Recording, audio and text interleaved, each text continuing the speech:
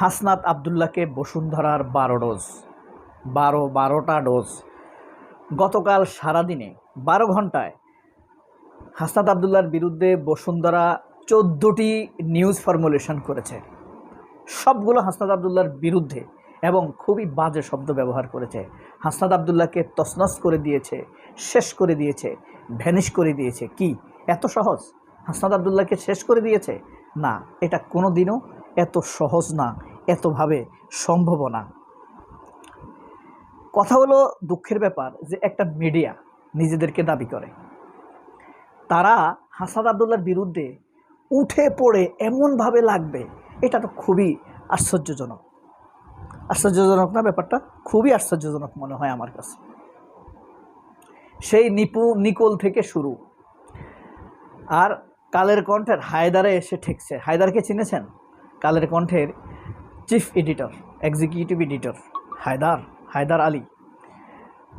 সুপ্পুর বন্ধু, সুপ্পুর সাক্ষাৎকার নিছে না, হাসি খুশি ছবি তুলেছে, জড়িয়ে ধরেছে, অথচ একটা চোর। আর হাসনাত আবদুল্লাহর মতো একটা ইয়াং রাইজিং লেটার নির্দোষ লোকের বিরুদ্ধে একদিনে 14টি নিউজ করেছে। তাদের প্রথম নিউজটার নমুনা দেখেন, কি বিশ্রী।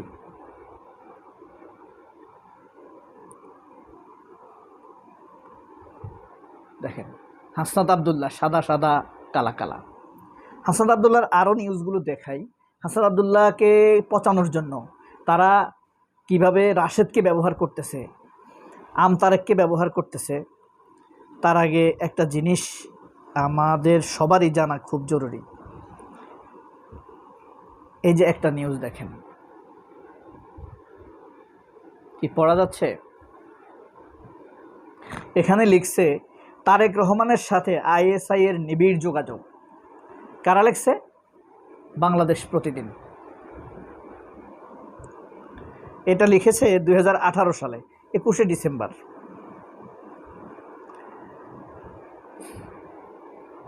সবচেয়ে মারাত্মক যেটা, বিএনপি জামায়াতের প্রার্থী তালিকা আইএসআই এর বানানো।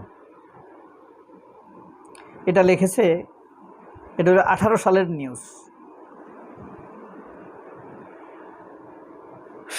এই দেখেন নিচেরটা, সড়ক আন্দোলনে আইএসআই এর ইন্ধন ছিল।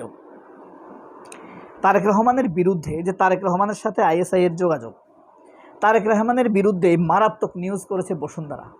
আর আবিদ, ছাত্রদলের আবিদ, রাকিব, নাসির, তারা ভুয়া জাইমা রহমানের নামে ভুয়া ফটোকার্ড বানিয়ে শিবিরের নাম বসিয়ে এডিট করে শিবিরের উপরে হামলা করে।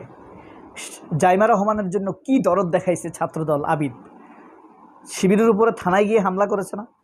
অথচ এই ফটোকার্ড, কালের কণ্ঠের এই নিউজ ছাত্রদলের কারোর শেয়ারে দেখছেন? কেউ শেয়ার দিছে? আবিদ শেয়ার দিছে? তাহলে আবিদ কি আসলে তারেক রহমানকে ভালোবাসে?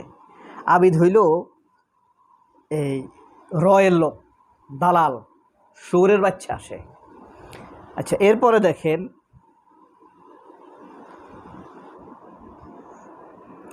এরপরে আপনি দেখেন কত মারাত্মক হইতে পারে। দেখেন বাংলা ট্রিবিউন তারেক রহমানকে নিয়ে কতগুলো নিউজ করছে। এগুলো কি ছাত্রদলের লোকেরা শেয়ার দিয়ে বলেছে বিচার চাই? বলে নাই। তারা মিথ্যা প্রপাগান্ডা ছড়ায়, মিথ্যা ফটোকার্ড নিজেরা বানায়, সময় নষ্ট করে। এরপরে দেখেন হাসনাত আবদুল্লাহকে ঘিরে আলোচনা সমালোচনার বিতর্ক। এই যে দেখেন, এই একটা একই দিনের সব। আরেকটা দেখেন, হাসনাতের ফেসবুক নিয়ে সমালোচনা, হাসনাতের ফেসবুক নিয়ে অভিযোগ,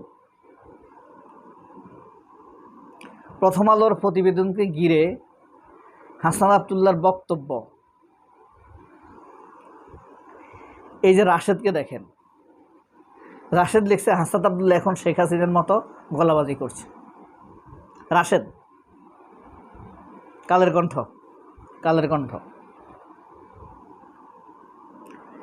এই যে তারেকরে দেখেন, আমতারেক, দুইটা নিউজে একটা নিউজে বলছে পয়েন্টে পয়েন্টে জবাব চাইলে হাসনাত আবদুল্লাহ এক চুলো নড়তে পারবে না।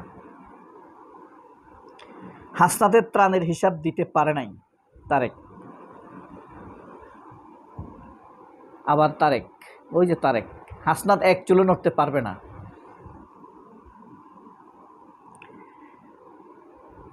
হাজার কোটি টাকার দুর্নীতি করেছে হাসনাত আব্দুল্লাহ, তারেক। স্বাস্থ্য মন্ত্রণালয় নিয়ন্ত্রণ করছে হাসনাত আব্দুল্লাহ। লুটপাটের অগ্নিপুরুষ হাসনাত আব্দুল্লাহ, তারেক।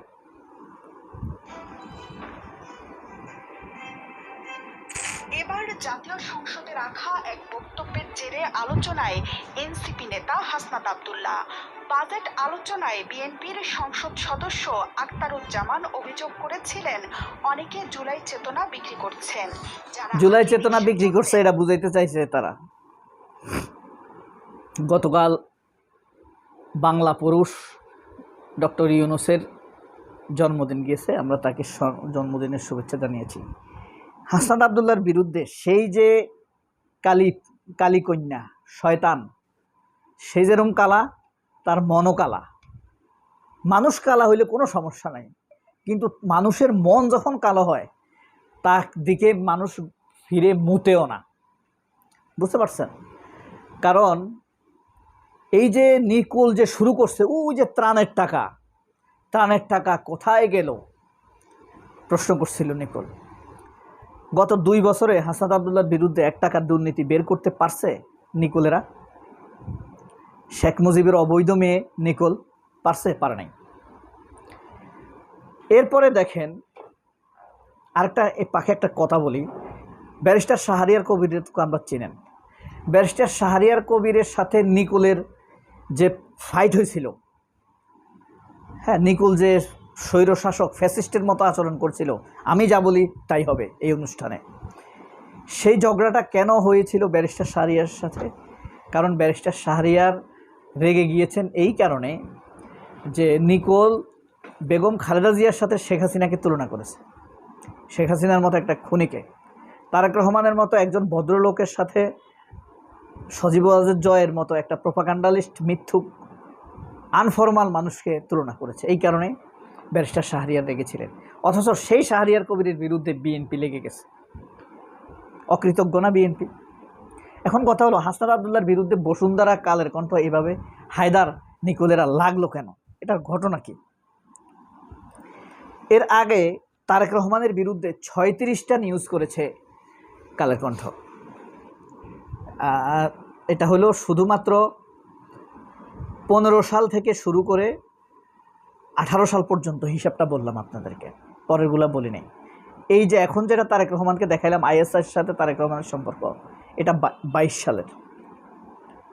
অথচ সেই 15 সাল থেকে তারেক রহমানের বিরুদ্ধে এই কালের কণ্ঠ, বাংলাদেশ প্রতিদিন, হায়দার, নিকোলেরা প্রোপাগান্ডা চালিয়ে আসছে। আসলে কি এসব ডোজ দিয়ে হাসনাত আব্দুল্লাহকে শেষ করে দেওয়া যাবে? এক তারেক রহমানের 30 বছরের রাজনৈতিক জীবনকে কি ব্যানিশ করে দেওয়া যাবে? আমরা সমালোচনা করি তারেক রহমানের, করি না? আমরা হাসনাত আব্দুল্লাহরও সমালোচনা করব, আমরা ডাক্তার শফিকের সমালোচনা করি না, কিন্তু আমরা মিথ্যা কথা বলবো না। আমাদের কাছে যেটা মনে হয় সে ভুল করছে সেটা আমরা বলবো, সমালোচনা করবো। কিন্তু এই যে নিকোলেরা, হায়দারেরা, কালের কণ্ঠ, বসুন্ধরা জেনে শুনে বুঝে তারা তারেক রহমানের বিরুদ্ধে মিথ্যাচার করেছে। হাসনাত আব্দুল্লাহ, আমার কথা হলো আপনার শত্রুর বিরুদ্ধে মিথ্যা কথা বলতে পারবেন না, তাহলে তো সুন্দর হলো না। মিথ্যা তো সবার বিরুদ্ধে বলা যায়, মিথ্যা তো আনলিমিটেড, তাই না? এসব করে তারাই ব্যানিশ হয়ে যাবে। এক সময় জনকণ্ঠ নামের এক বিপুল জানাশোনা পরিচিত পত্রিকা ছিল না? এখন জনকণ্ঠ একটা সংখ্যালঘুদের ঘর আর সেলুনে পাওয়া যায়, আর কোথাও পাওয়া যায় না জনকণ্ঠ। প্রথম আলো, কালের কণ্ঠ, বাংলাদেশ প্রতিদিনের অবস্থা এমনই হবে।